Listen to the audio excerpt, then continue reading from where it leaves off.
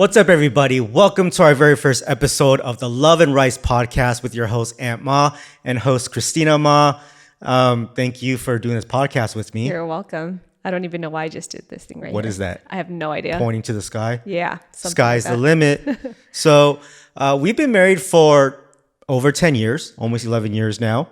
And we've learned that we have a lot of opinions on everything. Like everything. Right. And so in this episode, we're going to talk about if having kids messed up our life. Ooh. That's a deep. crazy question, right? Mm-hmm. So we have two kids. For you guys who don't know our background, we have a 5-year-old daughter and a 3-year-old son. And I would say our whole life changed the moment we even tried to start having kids. Yeah. And I think our journey started a long time before we actually even had Leia. And I do want to mention she is our rainbow baby. So we've been in the baby making phase, or is that what you would call it, for how many years now? I mean, Like what? 7 years? Baby making phase? Like for since 7 we years? first started our journey, right? The first time that we tried to have a kid. And then the first one ended up in a miscarriage. And then after that, we were kind of traumatized from it. And I think we probably waited about like 1 to 2 years before we tried again with Leia. It was like a few months after, but the whole process was like almost 2 years to actually get our first kid out. Yeah. Right? To get her out, yeah. Yeah, out of you. So having two kids, I do not regret having them at all. They're the biggest blessing in my life. Yeah. And I feel like no matter how stressful it gets, I probably wouldn't change it. Of course. Yeah. I wouldn't change it for the world. But the question is, with all the things that we're going through with the kids and our lives, like our lives changed drastically. Yeah. And it did mess up a lot of things in our life. Yeah, I feel like the biggest thing that has been affected since we've had kids was our relationship. Because before them, we would always be able to focus on ourselves. We would be able to have dates. We would have time to, for self-improvement and to be able to focus on everything about us. And now that we have kids, like I feel like the only thing that we really do focus on are the kids and work. For sure. I mean, because work, we just got to do to pay the bills, right? Yeah, and to take care of the kids. And then for the kids, it's like, it's not even, it's actually more than work, right? Yeah. But it's like, I don't think of it like it's work. It's just, you have to do everything you can for the kids. Yeah, and I think when I say work, it's because the way that our lives are kind of intermingled with our work lives and our personal lives is just kind of like you're always on the clock for something. I think that the kids definitely weakened the relationship between you and me. Yes. But it made our partnership stronger. So there's two parts in a relationship, right? There's the partnership in like where we do things together. And then there's the actual other part where you're intimate in the relationship and a lot of conversations, emotions, all that stuff. Yeah. Right? So we don't have time for that because that's where the kids come in, and then the work comes in because we don't get to do work when we're taking care of the kids. Yeah, and I think at the end of the day, usually that's when like couples are more intimate or they spend time together, have conversations, which I think we should be doing actually. But I know at the end of the day that we are really tired from the day, from taking care of the kids, working, just doing like everyday errands. I'm so tired every day. Like by the end of the night, because at midnight, like, okay, we put the kids to bed at like 8 o'clock, 9 o'clock, right? And then they don't actually crash until like 30 minutes later, sometimes even an hour if it's a bad night. And then I'll work until midnight because I got to do the work from all the hours that we miss in the day, right? Yeah. So by the time it's like midnight, I'm like, okay, if I can finish this, we can do some Netflix, we can watch something or we could chill. But then I'm so tired sometimes that I just want to lay in bed after. Yeah, and I think even by the time you get into bed after like working and stuff, I'm already close to passing out or I'm just already asleep because since you're working all the time, I'm taking care of the kids all the time and I do a lot of the housework. And I think we do a lot on both of our ends. So I try to wait for you at the end of the night to come into bed, but if it hits like a certain time, I'm like, I just need to sleep. What are you doing while I'm working in the middle of the night? I think it's just probably like my nightly routine. So it's kind of like my own self-care, doing something actually for myself, whether it's, you know, doing my skincare routine at night or just getting myself ready for bed. What's getting yourself ready for bed? I have no idea what you do between 10 and 12 because that's the time I'm working every day. So I think sometimes I'll read a book in bed. Sometimes I'll turn on a movie or a show, and then I will like put on my massage chair because my body is just hurting throughout the day. Oh my God. Everything. Okay, I'm glad you brought up the massage chair because you have this portable massage chair, right? Because your Yeah. back always hurts from having the kids and you're always stressed out from the kids. And so by the time when I get into bed with you at midnight and we put on a show on Netflix, most of the time you don't put that massage chair on until that moment. And so I'm like, I just want to relax and watch the show. But all I hear is Because the and I'm like, massage what the chair, hell? it's like 30 minutes at a time. So it goes on for like 20, 30 minutes, turns off. And then for me, so one thing they don't tell you about having kids is like, especially for women, I've had scoliosis like ever since I was a little girl. And then as I got older, it got worse. And then after having kids, my back hurts even more now. And especially with getting the epidural as well. I didn't know about this, how painful the aftermath is. So I wouldn't even say like going through birth was super painful, but just getting the epidural, carrying the weight of the kids in my body for so long, that it just strained my back even more. So like even just sitting here and talking with you, like my back, I can kind of feel it hurting a little bit. And I think that probably is something that just comes with age. But that massage chair, it goes on for 30-minute intervals. And I'm like, all right, let me do upper back. And then once that's done, I'm like, okay, lower back. And then I keep moving it around. So that's why it's on for a really long time. I mean, that's why I don't ever say anything. I'm just in my head. I'm just like, damn, dude, is she really using the massage chair while I'm trying to listen to this movie that's going on? Like, I can't hear anything. All I hear is just the buzzing. But I don't say anything. You know what I mean? And we have to turn the volume lower because we're scared of the kids waking up. But I think they're at an age where if we were to turn it up higher, I think it's okay. I think we're just so used to like the baby phase that we always keep it at like a 6 or a 7. Yeah, I mean, I'm okay with it because even if they do wake up, I'm okay with them coming into bed and laying with us. And That's true. You know, I love it when the kids come into our bed in the middle of the night. So that's another thing that messed up our lives: sleep. Right? Yeah. So while we try to go to sleep, maybe about 2 or 3 times in the middle of the night, they wake us up because they either run into our room in the middle of the night or something happens. But I actually love that they come into our bed. It's funny that you say that because like you never really ever wake up when they come in anymore. I don't because I'm so tired. I know. Usually I'm so exhausted too. So they're coming into bed and I'm just like, what? I'll carry them over and I'll toss them over to the center. So at least you can feel them in bed with you. I'll just either wake up in the morning and I'm like, oh, Enzo's right next to me or he's hugging me. Or there's another part where I'll wake up because they've been kicking me in the face. Yeah, I think one thing that we are both guilty of is that, you know, we're saying how we need to make time for each other and we need to make that time to be more intimate and get closer and just have that connection. But at the same time, as soon as we come into bed, we're like, where's Enzo? Yeah, where's Leia? I know. We're with them all day. And the moment they're away from us, I miss them immediately. Yeah. And I think it's because we went through, you know, the miscarriage and we went through so much trauma of that. And then everyone else tells us like, you know, the kids aren't going to be small forever. Right. So every time I see them, I'm just like, oh, it's so cute. I love them so much. It's adorable. So I'm really soaking it in as much as I can. Yeah.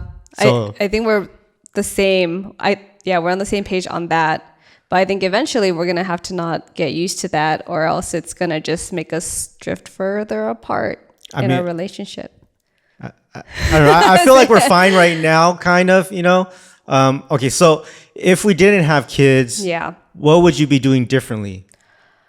That's a really good question. Like, you think our relationship would be a lot better? Well, obviously, because we'd be going out on dates like multiple times a week. Right? I think we would have a better connection. We would communicate more.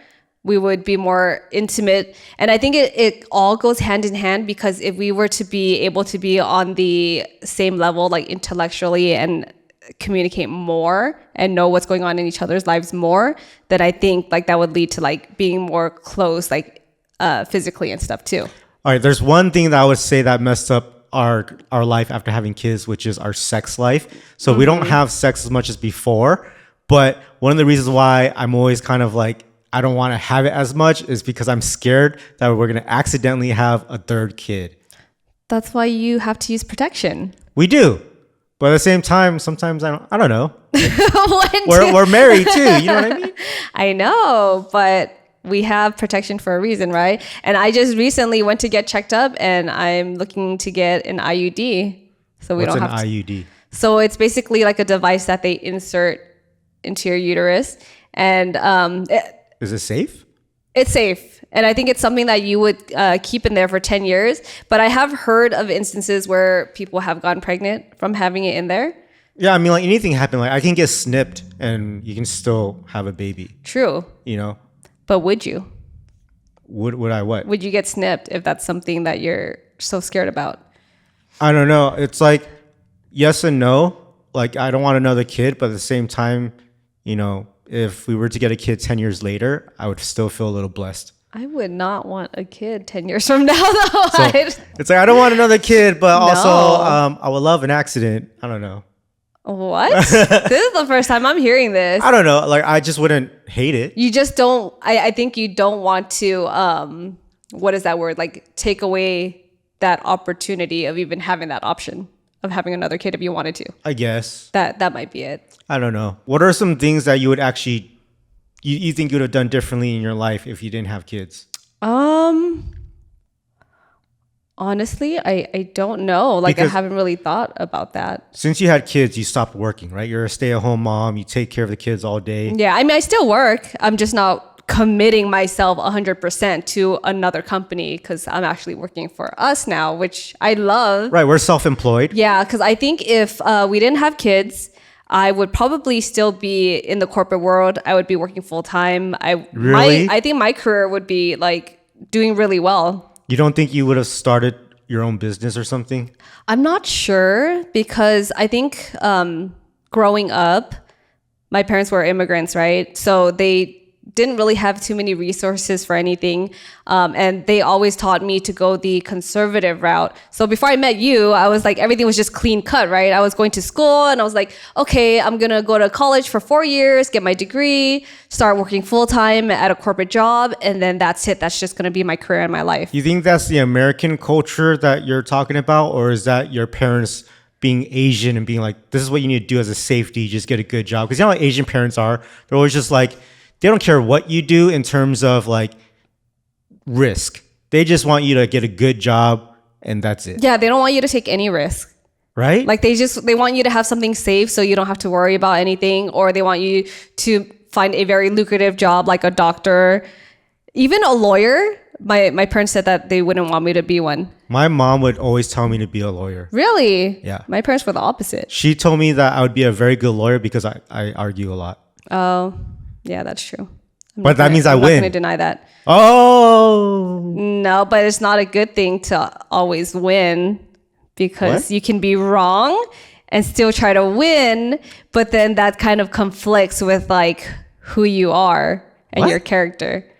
Yeah, because I mean, if your goal is to always win, you could be in the wrong. You could be like defending a murderer or something, and you know that they're completely guilty, but you're just like, well, but I have to win because that's what I have to do as a lawyer. I have to win for my client. why would I? So that goes against your morals.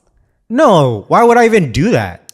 I don't know. It's just an example. It's like we get all these sponsorship deals when we do our YouTube stuff, right? Right. I'm not gonna accept a sponsorship for a product or item that I don't believe in. Right.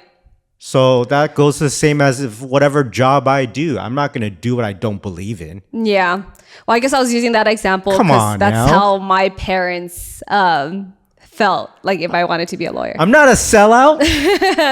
Crazy. That's true. That's true.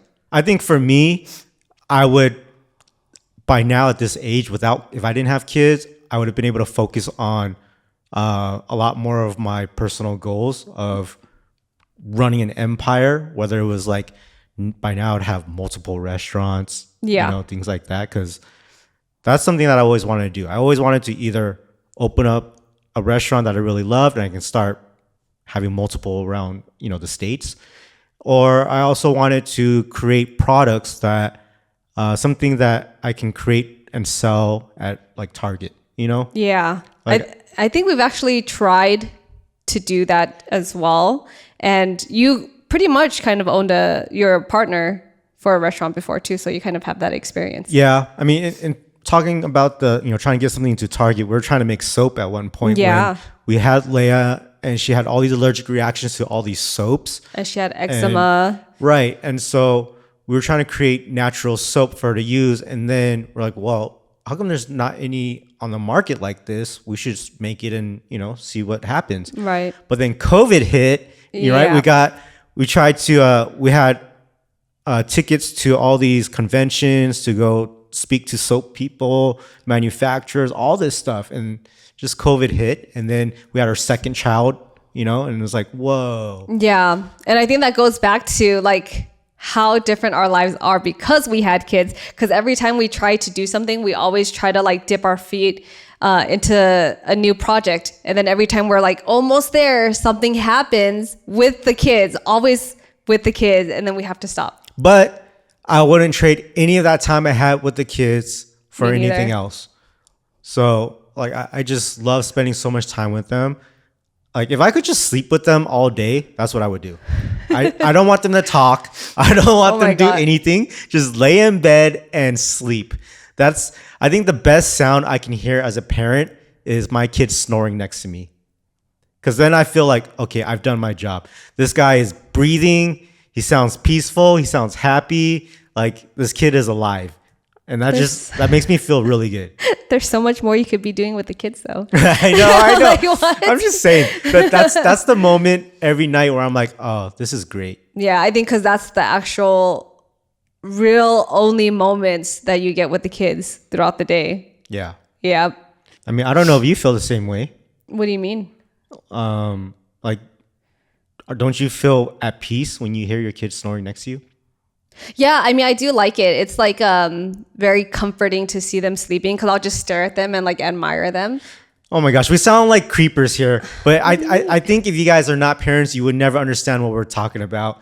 But we're definitely not creepers. No, but it's like when you're dating someone and... You stare at people when they sleep? Your boyfriends? Well, not staring, but like if you're sleeping and you're just... Or they're sleeping and then you just look over at them and you're like... Oh, that's mine, Oh, and that's but you're weird. not like, that's weird. That's mine. No, that's weird. That's weird. That's weird. Did kids mess up our lives? Did kids mess up our lives? I wouldn't say so.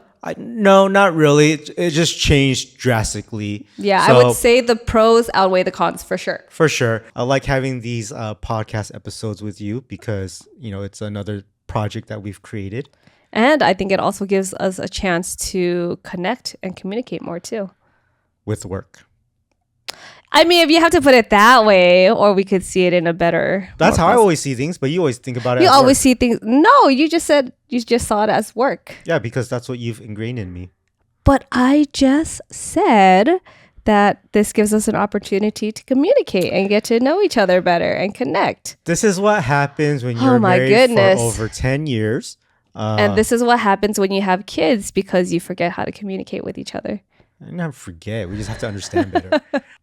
We had our first kid when I was like 33. Yeah, so we had our first kid in our early 30s, pretty much. And that's pretty much the latest you can really start because at a certain age, women, by 35, you guys... We are considered high risk. You're not as fertile anymore? Or like, what is it? I guess that is one thing because as you get older, your clock just starts to slow down a little bit. But I think it's also... There's more health risk as you get older too. So there could be more complications. There could be issues with the child. Yeah. There could be a lot of like abnormalities that come up the older that you get. I think because we had a miscarriage the first time, I say we because we went through it together, even though you had the miscarriage. Yeah. But it's still like, I don't know. I hear a lot of things about women always say, why do the men always say we? They didn't go through it. They didn't go through giving birth and all that stuff. But like, I don't know. I was still there. Yeah, I don't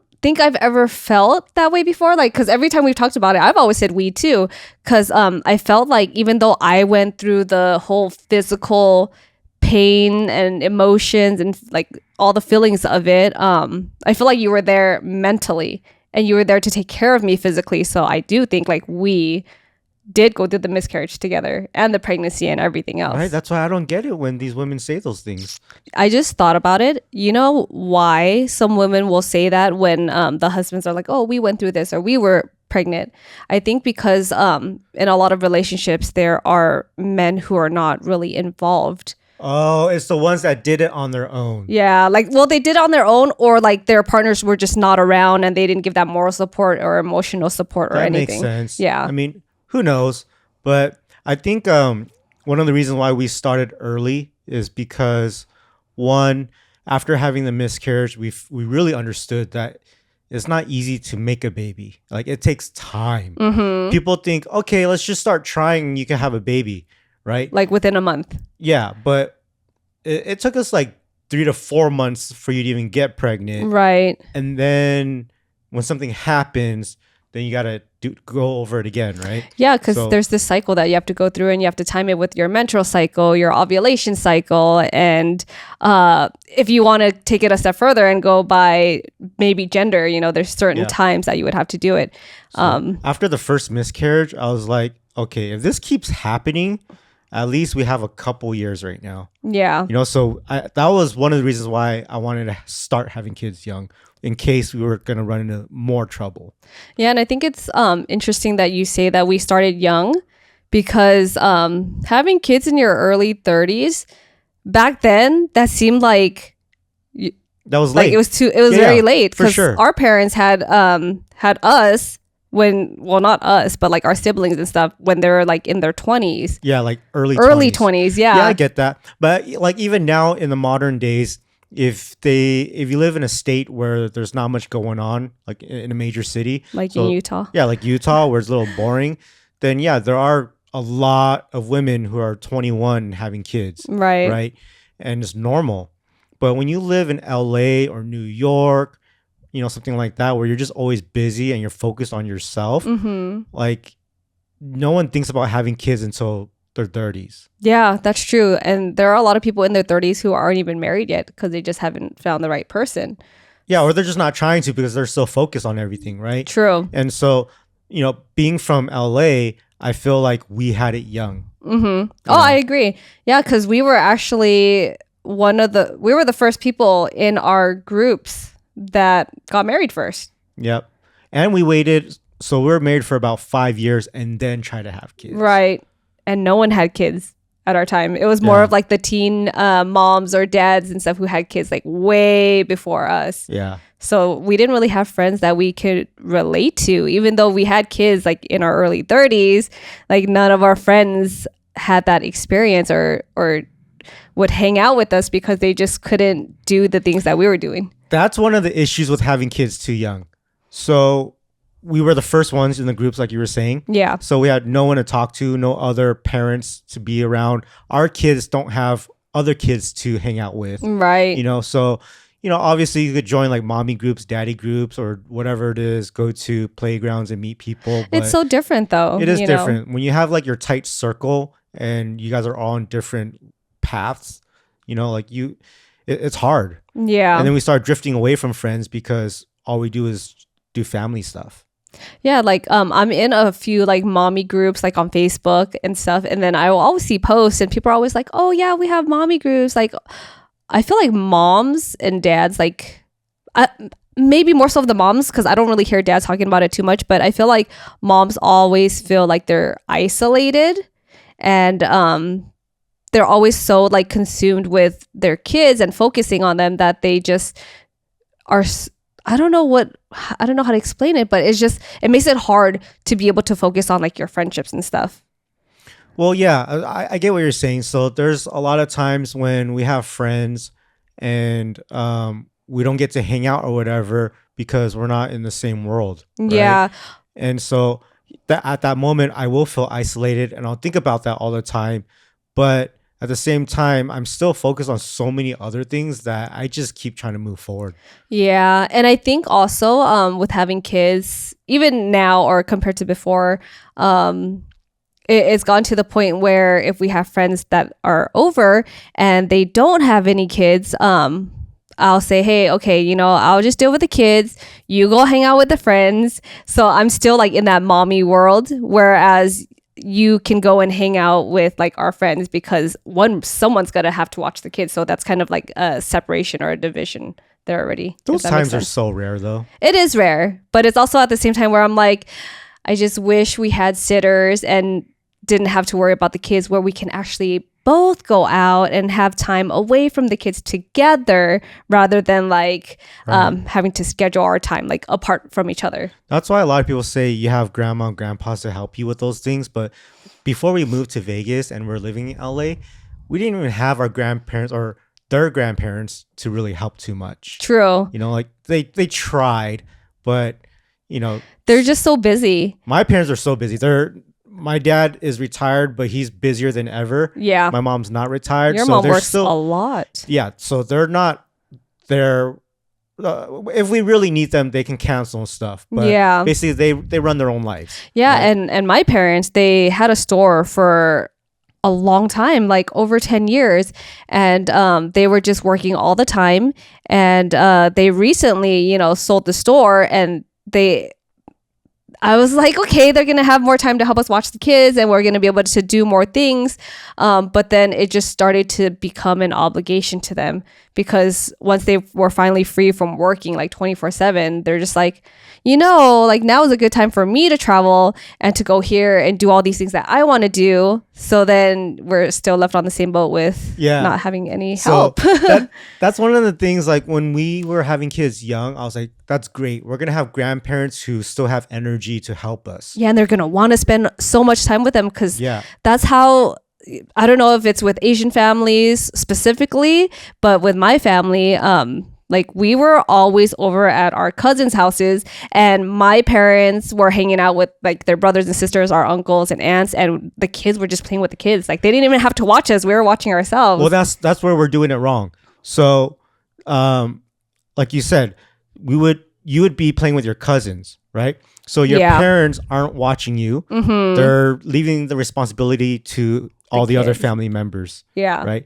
So what we're doing is we're trying to put the responsibility on our parents, on the grandparents. But instead we should be going to your brother's house and the kids should be playing, and that's where that's at. That's true. And I think our parents before were so like very chill about watching us. Like, so they're just like, you go off to your own thing. But I think for us now, we're just like, oh, be careful. Don't get hurt. Like we're just. I think there's two different kinds of Asian parents or Asian grandparents.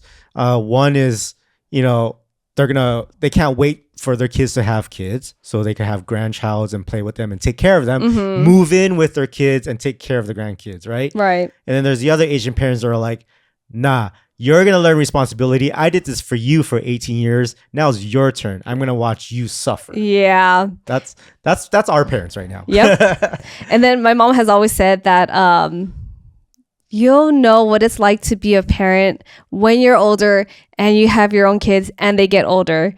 And basically just saying like, hey, your karma is going to be the attitude that your daughter has. And I'm like, oh no. Yeah, a little bit. Oh no. One of the biggest reasons personally for me why I wanted to have kids super young is because, I love basketball. Yeah. Right. And so my dream was always to teach basketball to the kids. I was like, if I can teach Leia, all about what I know from basketball, then she might be a really good player in the women's league. That's true. Right? High school and whatever it is. Well, even for both kids, yeah. Yeah. I mean, it's harder for the men because there's so much more competition. Right. Like I can, I don't know.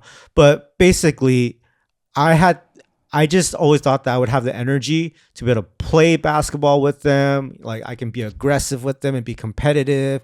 I don't want to be this old guy that's like sitting on the chair and trying to coach them from far away. That's true. Because like because when we were dating and going out for the longest time, like you were still playing basketball with your dad, and he's older, right? And he was playing basketball with like these old guys, Yeah. like guys who could be retired basically. They were retired. Oh my god. Yeah, my dad played with like, so he was like 60 and he was playing with 60 to 80 year olds. Sometimes there's some 30 or 40 Yeah. year olds.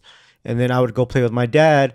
And there was a point when I was like, you know what? I should start recording me playing with my dad because he Yeah. only has a few years of basketball life left. So what I realized was that, I wanted to have the footage for myself. I want to have footage for our kids to see that grandpa was playing, Yeah. and I just wanted those moments because my whole life was with my dad. The relationship was all about basketball, So when he had me in his early 30s as well, and when I was playing with him, I was like in elementary school. He was trying to teach me, and we'd play one-on-one all the time, and he would block my shot, and things like that. So Your dad was a really good basketball player. it was, yeah, for someone who didn't grow up around it. Yeah. And so, I'm glad I got about 2 to 3 years of some basketball footage with him. Yeah. You know? And you guys were playing consistently too. Yeah. So now it's like, I want to get footage of me playing basketball with Enzo Yeah. when he's 5, and then at 8, and then at 10, and like until he keeps growing and growing. And it's like, it's such good memories for us, and I think it gives you guys something like a common ground, something you guys have in common, and it's like a connection that you guys can share, which makes you bond more. It's just being able to make these videos and playing with your family members like that, and you get to pass down the videos that generations never got to meet you. Yeah, that's one thing that I regret, because I'll always ask my parents like, hey, do you have any baby photos of me or kids, like kid pictures of me? And I rarely have any. Yeah. And it's so sad. Like I don't have any memories to look back to. Like I hear stories, but I wish there was something that I could have watched. Yeah, because our time, we didn't have digital cameras. I mean, we had camcorders. Yeah. And there's a couple videos of, my dad having a camcorder with family stuff. But, True. they're kind of like lost tapes now. I don't even know where they are. At least you have some. Now we can do everything online, right? Yeah. We can do Dropbox, all that stuff, or iClouds. And so now with the recorded video that I made with me and my dad playing basketball, his grandkid Enzo can watch it. And then when Enzo has kids, they'll watch it, be like, wow, great grandpa and grandpa used to play together. Wow, they were so young. That's so cool. That's probably one of the better benefits of having kids when you're young. It's being able to play sports with them or being active with them. Yeah. I think I also just I wanted to be able to keep up with them for sure. And I didn't, I remember when I was growing up, if I would see parents and like their parents almost looked like grandparents, and I'd be like, oh man, I don't want to be that parent that has to take care of like a little 5-year-old when I'm like filled with white hair and stuff. Do you know how tired we are every day from playing with the kids and doing chores and responsibilities for the kids? Like, I'm so tired every night. Can you imagine if we were older? I can't handle that. I don't think we'd be able to. Like, I don't know. Right? So I think it's a good thing that we have kids young. Yeah. I almost feel like if we could have, it would have been great. Like if the first pregnancy actually happened, then we would have had the first child like a year younger. Like 2 years younger. Yeah. Yeah, I think that would have been a perfect time, because I feel like I would have even more energy and I would be more enthusiastic about things. And I would, I feel like I'm pretty involved, but at the same time, I'm also trying to like balance everything else around the house and work and stuff. But if I had more energy, then I would probably be like, hey, let's take you to do this, or take you to do more outdoor activities where I have more energy to do it. Do you regret not trying to have kids when we first got married in our 20s? No, not at all. If we did, let's say we had a Leia at that time, she would be 10 right now. No. When I was younger, I always knew I wanted to get married, and I knew that I want to have kids. And I always gave myself a timeline of that's going to happen when I'm 25. But I don't even think I met you when I was 25. It was like 27. Yeah, I think so. And even then, like we were definitely not ready to have kids because we were just getting everything out of our system. We're traveling, we're hanging out with JK a lot. Like I felt like there's so many opportunities that we had to take for ourselves and to grow. And I just don't think I was ready for kids, even though our life was just starting together, for sure. Yeah. Once I hit 25, I was like, that's why we waited 5 years to have kids. I think so. Yeah. Good idea. All right. So we're on the same page here for once. Just kidding. Oh, no. I'm just kidding. Are you Love? And I'm Rice? Who's more Asian here?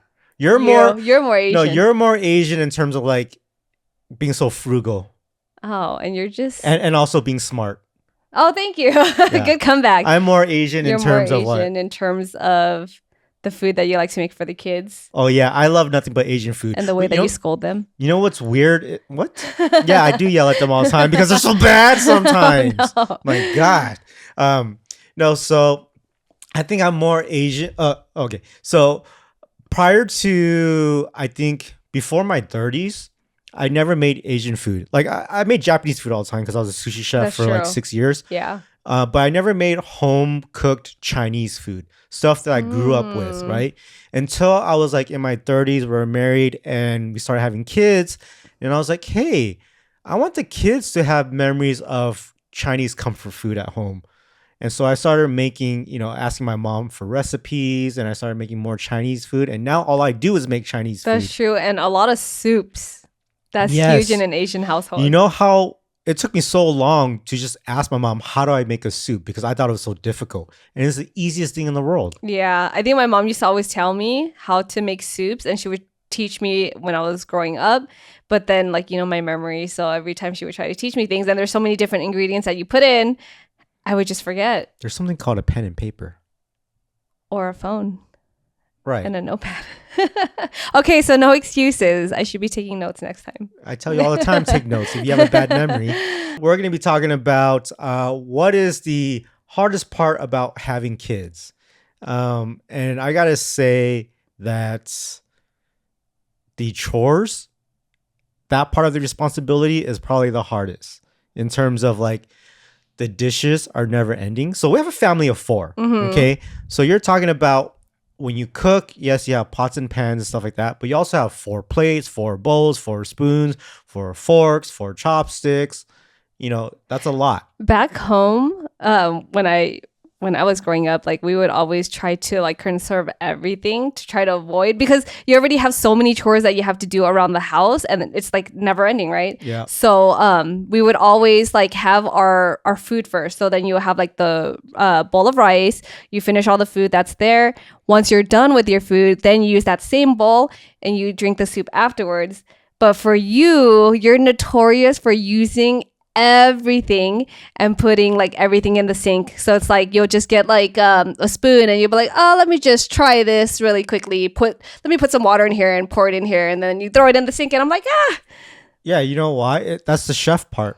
Yeah, I know. I get it. We're not trying to contaminate food or things like that. And we're, for me, if I have I want a complete meal every time. So if I have my bowl of rice, and I also want my bowl of soup because I want to drink my soup when I'm thirsty, and it's so refreshing and it feels so fulfilling like that. But if I drink my soup at the end, I'm like, I don't really care for it anymore. Yeah, I think that's just dependent on how you grew up and stuff. So definitely that's the one thing that's hard for us because we have different ways of doing things as well. It's like this: when you go to a restaurant, they give you the soup first.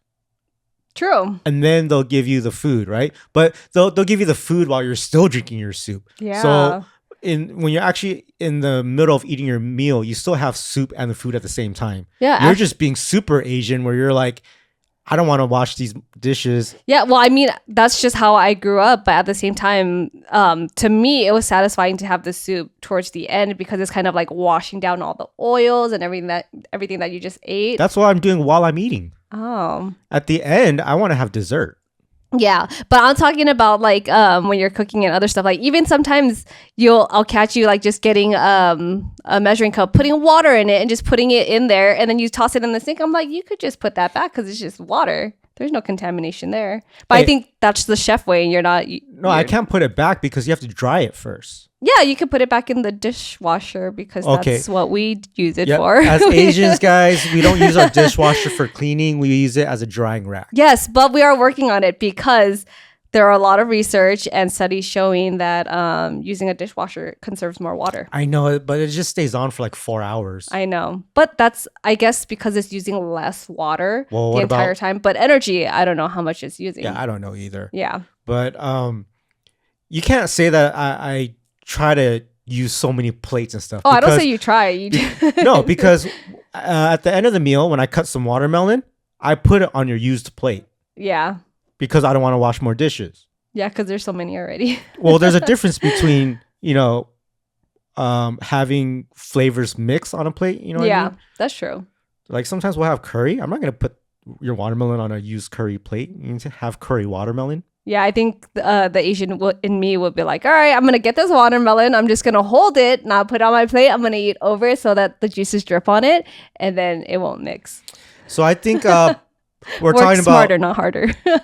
part of the hardest part about having kids is not about the kids. It's about us. Yeah. Because we're talking about how we do things for the family. And that's funny because when we started this episode, it wasn't really about us in that sense. Right. But now it does make sense though. It's because we are the ones who are doing the chores, right? So Exactly. now I actually tell Leia to bring her, when she's done eating, to bring her plate over, put the scraps into the trash can, put your plate into the sink. you know. Yeah. So it's just crazy that we have to wash all the dishes, because the sink is full. And before I cook, Always. I got to wash everything and then cook with it. And then when the meal is done, it's back to being filled again. Yeah. It's like, what the hell just happened? And it's the same thing for laundry, right? Mm-hmm. Like, oh my God, guys, when you have a family of 4, the laundry does not stop. Yeah. Like, it's loads after loads after loads. So I would say every week, there's probably a minimum of 4 loads of laundry. Yes. I think so. And so this is like, okay, so for me, this is now where we're the opposites. The kids, they wear their pajamas, Mm-hmm. right? And in the morning, they wake up and they change. So I like to use the same pajamas, for 2 or 3 nights because it's literally just for sleeping. Yeah. But you give them new pajamas every single day, which is why we have more laundry every day. And because we layer a lot of the times too, like they have the tank tops on or they would have a t-shirt under. But why can't they wear the same pajamas the next day? Well, they do. I try to extend it as much as I can, but sometimes like you have to do the sniff test to make sure that it I do. smells clean. Or sometimes I'll see like if there's little stains of like food that they got on there or like milk from the morning, and I'm like, okay, I'm just gonna give them new clothes. Right. Yeah, but usually I will try to push it out as much as I can because I do the same with my pajamas too. I would say one of the fun parts about having kids, not necessarily the hardest, because some people think this is hard, is giving the kids a bath every day. And I actually like doing that part. I know for you it's super easy because you actually take a bath with the kids. Yeah, And a lot of parents do that. Like Yeah. you guys who don't have kids, you might think it's weird that the parents bathe with the kids, but at a young age, it's like you're gonna be wasting water anyways. Yeah, I think if it was younger me and I saw that growing up, I would have been like, oh, that's so weird. Like they're taking a bath with their parents. But I think Like nowadays, families take showers together. yeah, we have a huge shower and the kids actually really do like taking showers there. And because it's so hot now, like I just started to have showers in there, and it just makes it so much easier and it's so convenient because I can let you work and do whatever it is you need to do, and then I can just wash them and be done. I think there's a certain age though where it's gonna stop. Yeah, I think it should stop soon. But Leia's 5. Yeah. I think it should stop now. it should. It should. I tried to cut it off this year already, and then I don't know what happened. You know what it is though? I try to take on as much of the responsibilities with the kids as much as possible because of how much you have been working. But you can give them a bath separately. It's painful for me, like Why? my back. Like even now just sitting here, like my back just always hurts. Like it's always hurt growing up. But I just feel it more and more now. Like it just feels so strained all the time. And the times that I do just give them a bath and I'm like outside of the bathtub, washing them and stuff, even if I have a stool to sit on, like it hurts. So if I were to give them baths, then I would have to be like, hey, Anne, can you take responsibility for it 100%? I think Leia's at the age where she can give herself a bath. She can. But is she going to do it every time? Maybe for now until she gets smarter and starts faking it or something. No, she can. Like, did you ever fake it when you were a kid? I don't think so. I think I actually like taking baths and like cleaning myself and stuff. When I was in elementary school, I don't know what age this was. Maybe when I got to like 3rd or 4th grade, and my mom would always be like, okay, go take a shower. And then I would go into the shower, I'll turn it on, and I would just sit on the toilet. Oh my gosh. And I wouldn't shower. No, I didn't do that. But I was because I was young, Yeah. Like I don't know. Sometimes I was lazy. I would always take a bath though.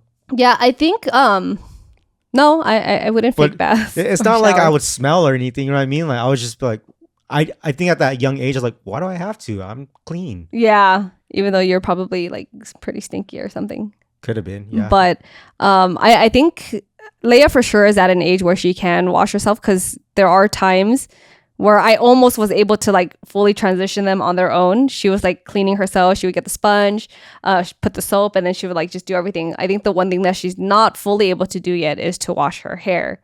Oh, Yeah. I didn't think about that. Yeah, Oh, that's true. Because Enzo always cries about getting the suds or even just like a splash of water in his face. Okay, here's the other hard part about dealing with the kids. It's actually mealtime. It's like work.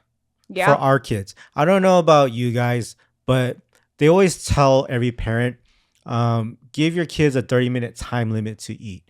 But having Asian kids, they're so small, right? We're at the bottom of the chart in terms of growth, right? Like our kid is at like 1 percentile, things like that. So we want them to eat as much as possible.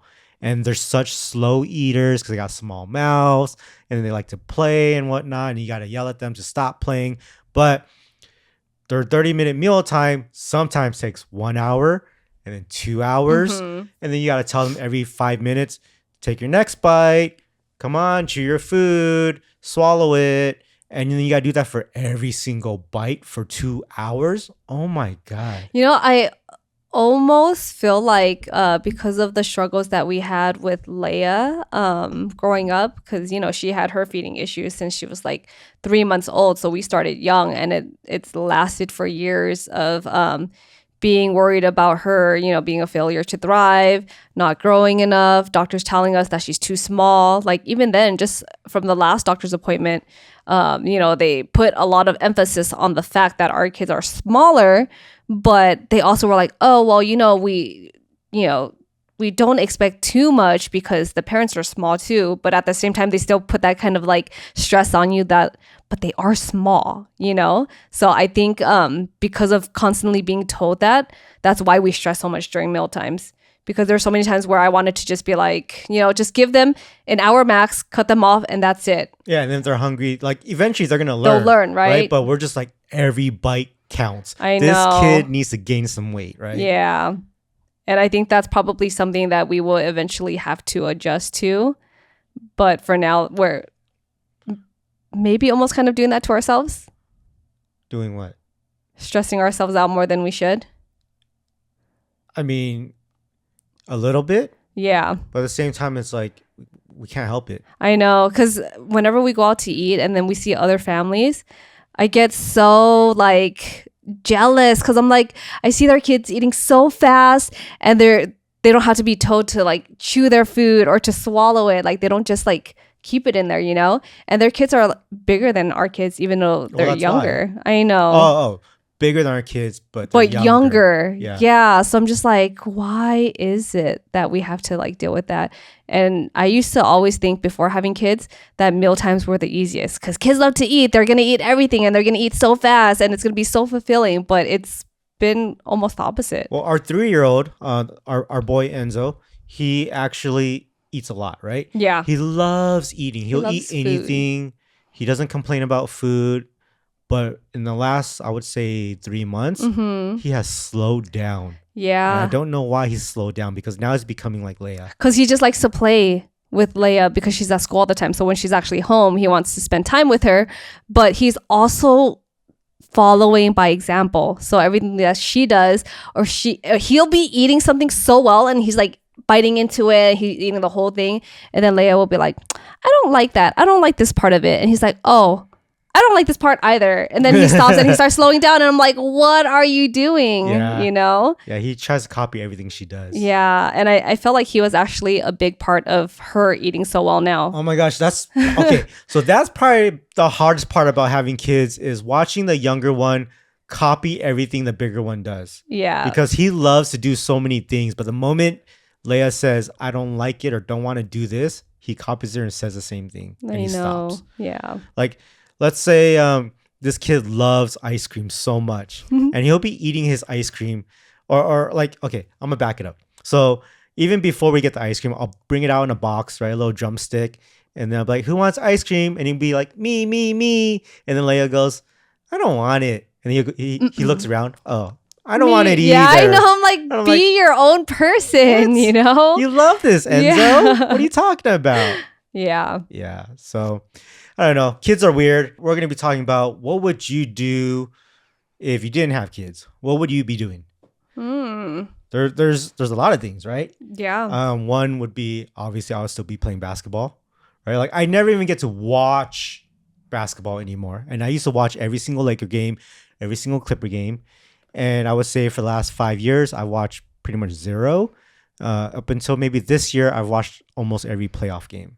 Yeah. But it took me 5 years. True.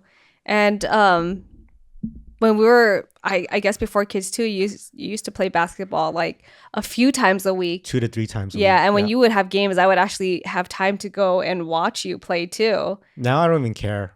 Oh, yeah. That's how sad it is, right? Like my passion that I had for basketball my entire life is gone. Yeah. I think because there was also motivation too to like be fit and to be active and to just like get out of the house and stuff. But now there's actually no real time or to do all of motivation. that. Yeah. I'm just like, I'm too tired. I don't really care. Yeah.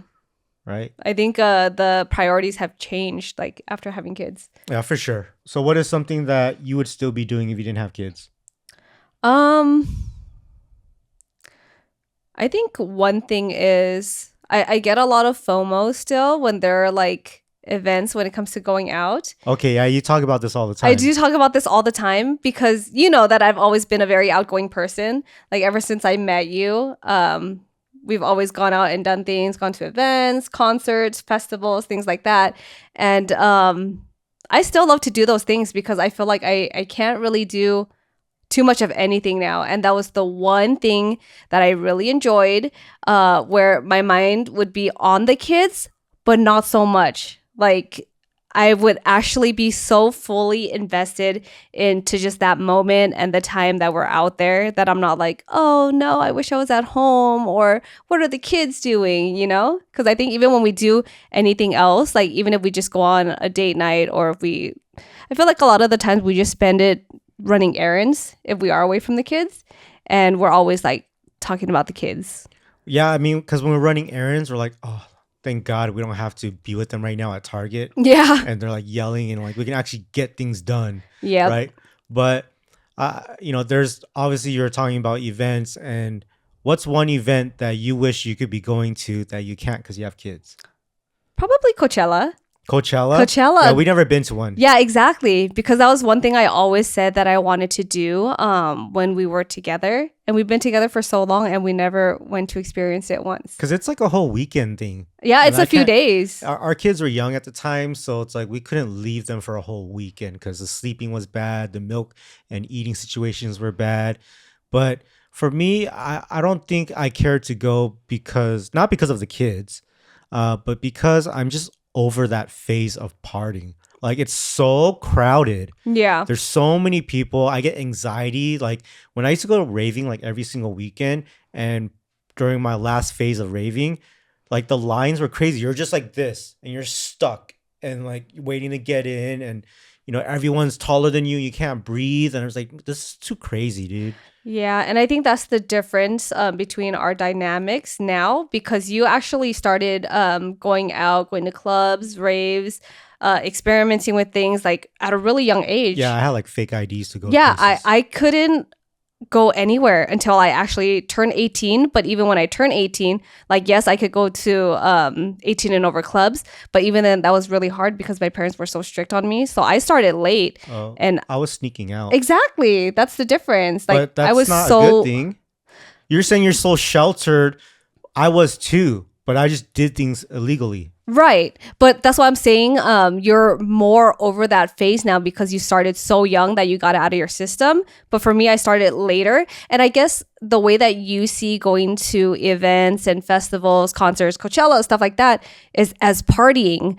But for me, I like to go for the environment. I like being around the people. And I feel like for those kind of festivals, it's like always happy, good vibes. Yeah, no, so I love the vibes of the festivals. I love being able to enjoy it, but I hate the environment and I hate the people. Yeah, so that's the That's what it difference. is. Yeah. But And I'm a social person. there was this one time, I think I was 14 years Oh my old. gosh. And my brother took me to my first rave. This was at Masterdome in, I think, like Riverside or Oh San my Bernardino. gosh. Yeah. And that was like the first place where they would have raves every week. And my brother told my parents, like, hey, I'm going to take him to this rave. And, I was like, cool. I didn't really know what it was. So my first experience, I was like, whoa, what's going on? Like, people are acting crazy. At that time, I didn't even know people were doing drugs. I didn't know what it was. And then I'll go into a porta potty. I'm like, oh my God, what is that stench? And it was like someone hotboxed and was smoking weed in the porta potty, And I'm like this 14-year-old kid. But after that one experience, then I had friends in high school who were like going raving, who are older than me. And they're like, hey, let's go. And this is literally like within the same month that my brother just took me to the same place. So he took you to your first rave He took ever? me to my first rave ever. Wow. And then so I told him, hey, I'm going to go with my friends. Don't tell mom and dad. But in case something happens, at least you know where I went. So I snuck out while everyone was sleeping. And I guess my parents, for some reason, tried to go into my room when I was sleeping. But at this age, when you're a teenager, you lock your door when you sleep, all this stuff. They don't come in your room. They don't bother you. But for some reason, they knocked on the door. I didn't open it, obviously because I was at the rave already with my friends. And so then my brother had to tell them where I was before they broke the door down. Oh, so he didn't even rat you out. Eventually. He had to. He had no choice. Okay. And so he told them that I was at Masterdome. And so him and my dad drove to Masterdome to go get me. They went inside the rave and they were looking for me, and I was raving with my buddies. And, I saw my dad and I was like, what the hell? Why is my dad at this rave? And so they took me and left. And I tried to tell my friends, I was like, hey, my dad's here. I got to go. And my friends they're rolling. So they didn't hear that. They thought I said the glow stick popped and I'm going to get a new one. So I left them. And so they spent all night looking for me. Because they drove me, right? In high school, only one guy drives. And they're waiting to take you home. And it was like 7 a.m. and they're still looking for me. Oh, and I left at like 1 or 2. Wow. And so they didn't know I left. And you were in trouble, so you couldn't even use your phone to like let them know. There's not really phones at that time. There are beepers and pagers. Oh, that's true. Oh. And so, here's another thing. So after 7 a.m., they came to my house and knocked on the door to make sure I was home, right? And my mom answered the door. And then my friend was like, oh, here's Aunt's pager. Uh-oh. Did they know about that pager? My parents did not know about the pager. That's what I thought. Because they didn't want me to have a phone or a pager or anything, not. right? You're 14 years old. But I went to get my own pager at 14 years old because there's girls that I talk to. Oh my God. And then being in high school, you're just like, haha, I got a pager, so you look cool and stuff. I got top of the line one that shows me all the sports scores. Here's what the Lakers are playing today on your pager. You push that left and right and you see all the different scores. And so they brought home my pager that had a transparent blue case. Oh my gosh. And then it had and then you know how you put your pager, it clips onto your pants. So that string was full of beads and Oh, stuff like that. no. And then Raver I got in beads. trouble with the pager. I got in trouble for sneaking out at a rave. And I didn't even have a pager back then, but I knew it was a big thing before. Do you remember? Like people used to always steal voicemails.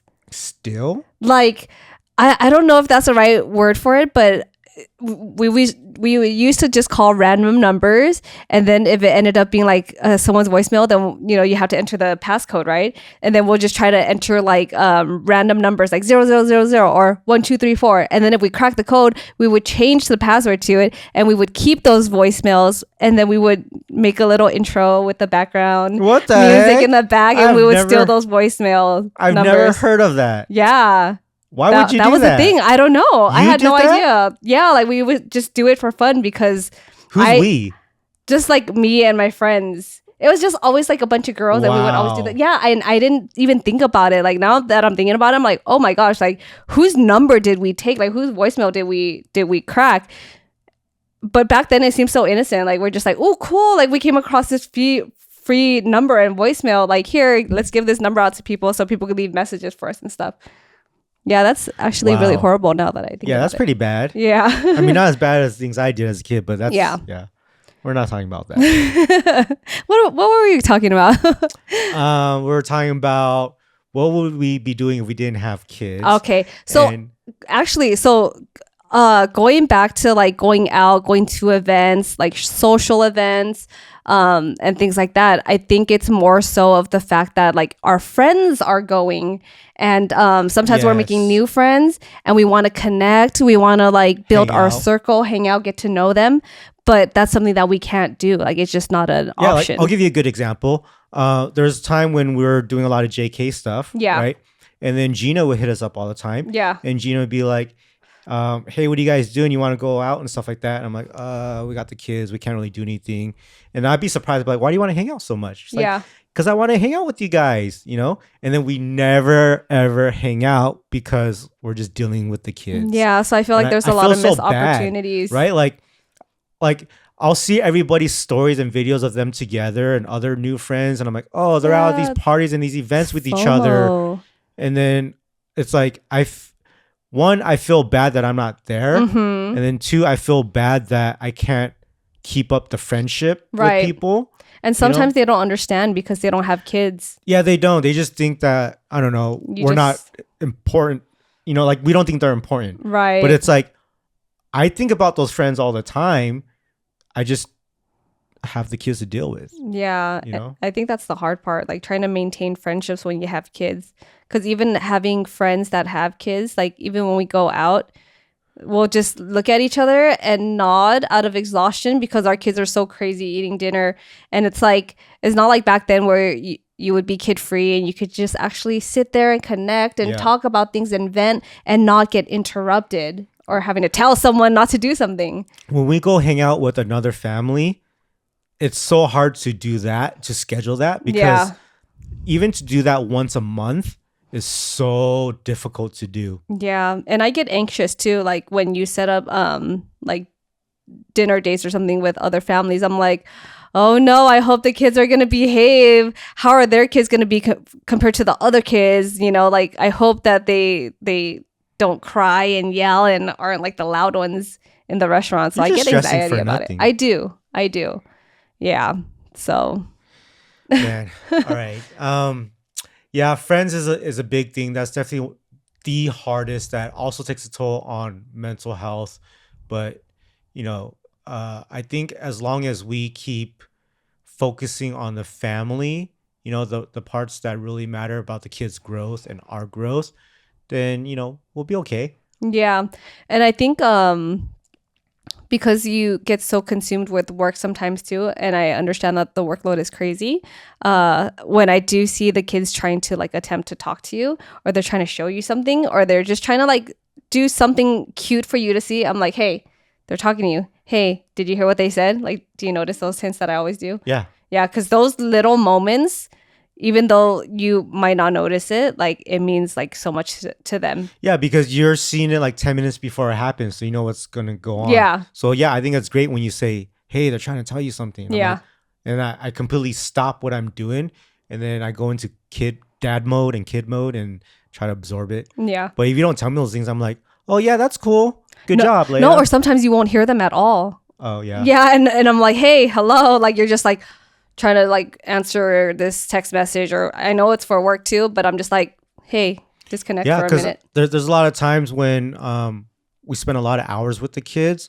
So the moment I have 2 hours to crush work, I'm like deep into it. Yeah, You know, like because no one can talk to you. because I'm like, shit, I got 2 hours. I got to do everything right now. Don't bother me. Yeah, Before I die and I'm tired. yeah. So I would say the last thing though that's hard is just yesterday we went test driving. Right? Oh, We test yeah. drove a new car, and I've always wanted a convertible. Like Oh, a year man. before we had our first child, I was like, okay, let's get a fun car before we can't have one anymore, right? So I bought a Corvette, Yep, and we enjoyed the Corvette for a year before we had Leia, that was nice. and it was the funnest car we ever had. Never thought I would do something like that. It's one of the nicest cars that we had. And then we sold it to get the 4Runner, and from that point on, family we've had car. nothing but family cars. Right. So one of my goals for our life is to have a convertible. Convertible, stick, fun, just something we can really like. I used to be a super car enthusiast as a child, or As a child. as a teenager, right? I had Okay. a Rice Rocket, Honda Once you're able to Accord, drive. put like over 10K into it. I had TVs all up in there, the rims, the body kits. Think Pimp My Ride. Pimp my ride exactly, and so I had one of those Rice Rockets, and now I miss those times, right? So yesterday we went test driving, and we test drove a convertible, Yeah. a BMW convertible. And how did you feel driving it? It felt good because I actually felt like we were doing something for ourselves. Yeah, And because if we get this car, like I'm getting rid of the car that I've loved and I still love after like 8 years? yeah. So it felt good. But then the mom mode always comes back and I'm like, is this a practical purchase? It's not Is it safe? kind of. Is it convenient? No, Exactly. it all doesn't check the box. Right. But what checks the box is YOLO. Yeah. Right? I And we're guess like, so. we do so much for the family and for the kids. I just want something for us to have fun with that we deserve. We work so True. hard, right? And I'm like, convertible is not practical. It's also expensive, and it's just a really dumb idea. But at the same time, I kind of want to give up a lot of that convenience and everything just to have that. Right. Like, Yeah. I don't mind, not having to push the seats back every time to put the kids into the car seats. But you stuff like wouldn't that. have to because with the convertible, right? You Yeah, would with the just top put- off, you yeah. just put the kids over the car and they go in there. Yeah. But it's pretty much opening the cover every time you open the door. But they make it automatic now where you just push the button and it does it on its own, right? Rather than having to do it manually. So you're saying you want a convertible? It's kind of funny because this whole time you were trying to convince me and now I'm like, the roles are reversing. If, 'cause if you you know- if you don't get one, then we'll eventually be getting like an old convertible sports car that we could have as a fun car. Yeah. I don't know. I feel like I might be going the route of a fun car, something for me, because this whole time we're talking about getting rid of my car because it's getting older and we don't want to deal with the maintenance and the cost of it. And it was always, I think you should get a bigger car. We should get something where we can put more Yeah. stuff when we go shopping. I've been And telling now you it's- to get an SUV. Yeah. I've been telling you to I get don't want an SUV. a fully electric car, Yeah. right? And now we just went into like gas guzzling sports car that was Yeah, convertible complete opposite and of what no we're storage looking space, for. nothing. Yeah. Because we're always like, hey, when we go to Costco, we got to get packs of paper towels, toilet paper, Kleenex Yeah. boxes, and you can't even get all three of those to fit in a regular small compact car. Yeah, but now that we think of it, we have your car for a reason. Yeah, we're never gonna go to Costco with a convertible, No, but I'll take the kid to school in the convertible every day, I would too. and I'll drive to LA for all my showings with it. Okay, so you want to take the kids to school every day then with the convertible? All right. Okay, you guys heard it, right? Yeah, so I guess we're getting a convertible. I don't know. We're just being stupid right now. Yeah. We might still get one. Who knows? But I hope you guys enjoyed this episode of Love and Rice. I love what we've been doing here. And thank you guys for watching the videos. So comment down below what topics you want us to talk about. Also, make sure to follow us on all podcast platforms: Amazon, Apple, Google, Spotify, and also here on YouTube. So we'll see you guys next time.